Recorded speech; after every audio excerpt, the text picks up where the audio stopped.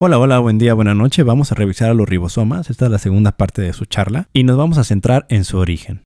¿Cuál es el contexto de esta charla? Bueno, recuerda, los ribosomas están constituidos por dos elementos, RNA ribosómico más proteínas. Para simplificar las cosas, vamos a dibujar un ribosoma humano. Aquí vemos la subunidad mayor, aquí la subunidad menor. La subunidad mayor con sus tres cadenas de RNA ribosómico, 28S, 5.8S y 5S. Mientras que la subunidad menor solamente tiene su única cadena de RNA ribosómico, que es la 18S. Perfecto, ahora sí ya podemos comenzar. El elemento más crucial para la formación de ribosomas es el RNA ribosómico. ¿Y de dónde obtenemos el RNA? A partir del ADN. Por lo tanto, ya tenemos una pista súper grande de dónde va a estar la formación de los ribosomas, ¿cierto? En el núcleo. Si echamos un vistazo al ADN en el núcleo, vamos a ver que el ADN está distribuido en 46 cromosomas. ¿Qué forma tienen los cromosomas? Tienen una forma como de bastón, pero fíjate aquí, tienen un estrechamiento en el centro. Esto se conoce como centrómero, pero para fines de esta explicación recuérdalo como constricción primaria. ¿Por qué quiero que lo recuerdes? Porque hay ciertos cromosomas que aparte de la constricción primaria, esta pequeña cinturita, este pequeño apretón que tienen los cromosomas, pues tienen una constricción secundaria.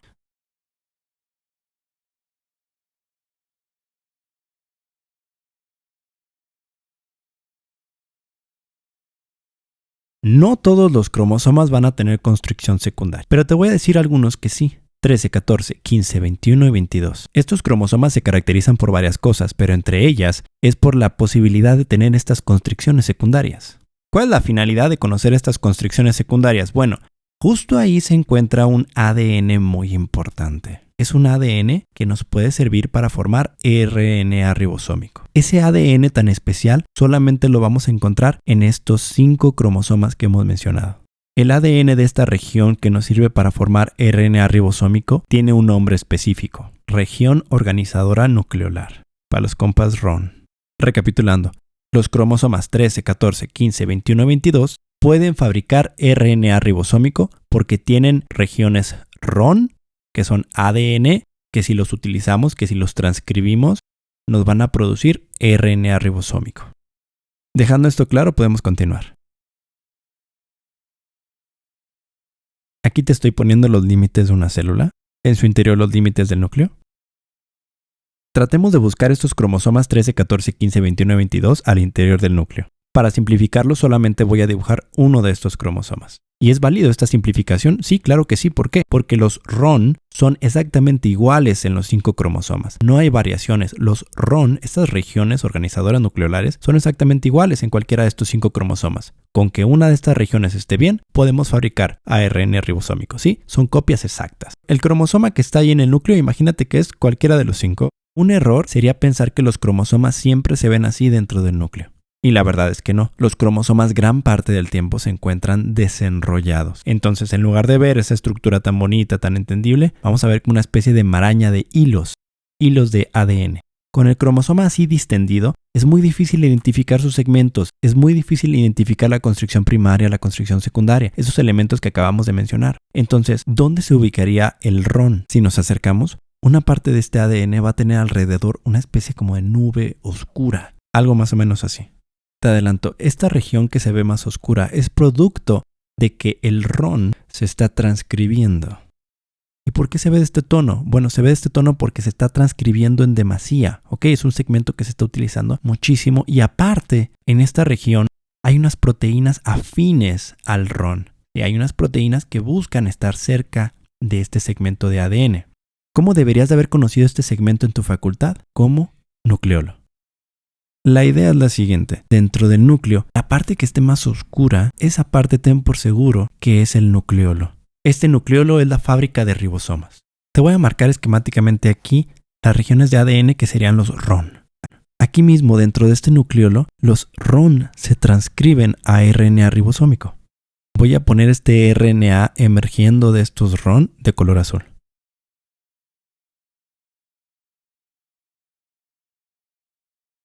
Y en la parte más externa de este nucleolo vamos a ver la interacción de estos RNA ribosómicos con proteínas del citoplasma que han logrado colarse hasta el núcleo.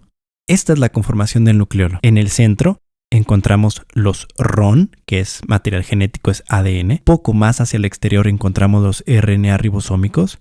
Y un poco todavía más hacia afuera, generando los límites externos del nucleolo, encontramos la interacción del RNA ribosómico con proteínas. En esta parte externa de los nucleolos es donde se ensamblan las subunidades ribosómicas. Esta forma esquemática creo que es bastante fácil de recordar. Mira, el centro del material genético te lo dibujé como si fueran líneas, como si fueran unos filamentos. El RNA ribosómico aquí también te lo dibujé como si fueran unas pequeñas líneas curvas. Y las proteínas te las dibujé como si fueran bolitas.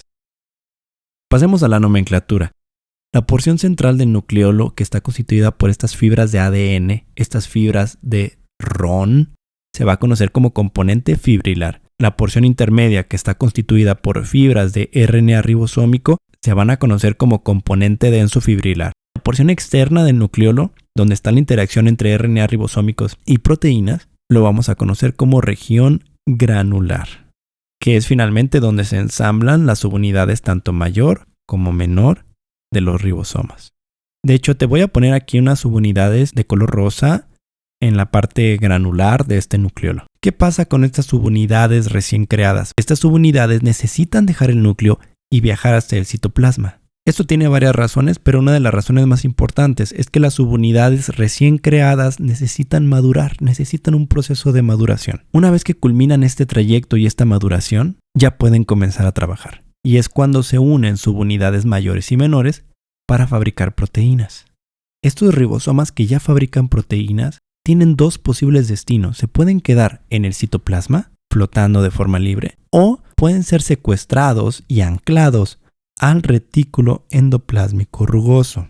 Ahora, un dato súper picky para aquellos que sean súper metidos en estos temas.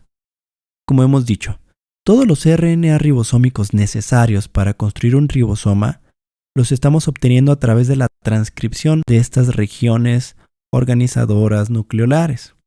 Sin embargo, existe un RNA ribosómico en específico que no lo obtenemos precisamente del nucleolo. A partir de las RON podemos formar cadenas 28S, 5.8S y 18S. Está faltando una, la 5S.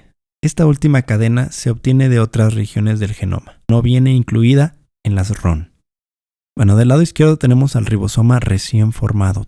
Todos los ribosomas recién formados que están lo suficientemente maduros comienzan a trabajar, comienzan a sintetizar proteínas. A partir de aquí tiene que haber una decisión si los ribosomas se quedan en el citoplasma o se anclan al retículo endoplásmico rugoso. ¿Cómo se decide esto? Bueno, fíjate bien. ¿Ves que este ribosoma ya empezó a trabajar? Ok. De hecho, lo que se está asomando, esa línea negra, es una proteína en formación. Este pedacito de proteína que se está asomando es el extremo que llamamos extremo amino terminal. Y este primer fragmento proteico que se está formando es el determinante si el conjunto del ribosoma más la proteína en formación se quedan en el citoplasma o si se van a anclar al retículo endoplásmico rugoso. Aquí es donde entran en juego los secuestradores. Si este ribosoma formando su proteína no se topa con ningún secuestrador, este ribosoma puede seguir trabajando tranquilamente en el citoplasma. Nadie lo va a molestar. Si este ribosoma trabajando es víctima de estos secuestradores se van a llevar al ribosoma así como está trabajando, se lo van a llevar, pero para que trabaje anclado al retículo endoplásmico rugoso. ¿Cómo se llaman estos secuestradores? Estos secuestradores se conocen como PRS, la abreviatura de partículas de reconocimiento de señal. ¿Qué es lo que hacen estas partículas? ¿Qué es lo que hacen estos secuestradores? Lo que hacen estos secuestradores es revisar los extremos aminos terminales que se estén formando por parte de los ribosomas. Es decir, esta partícula va a estar recorriendo todo el citoplasma, va a verificar a todos los ribosomas y va a analizarles cómo van sus proteínas, cómo van esas proteínas en formación. Va a revisarles el extremo amino terminal de las proteínas que están construyendo. Cabe recalcar que en estos casos un sinónimo de extremo amino terminal es secuencia señal o péptido señal. Recapitulando, las partículas de reconocimiento de señal son unas proteínas, de hecho son ribonucleoproteínas, pero son unas proteínas que se dedican a analizar a los ribosomas que recién están empezando a trabajar. Revisan cómo van sus proteínas, revisan sus extremos aminos, también llamados péptidos señales.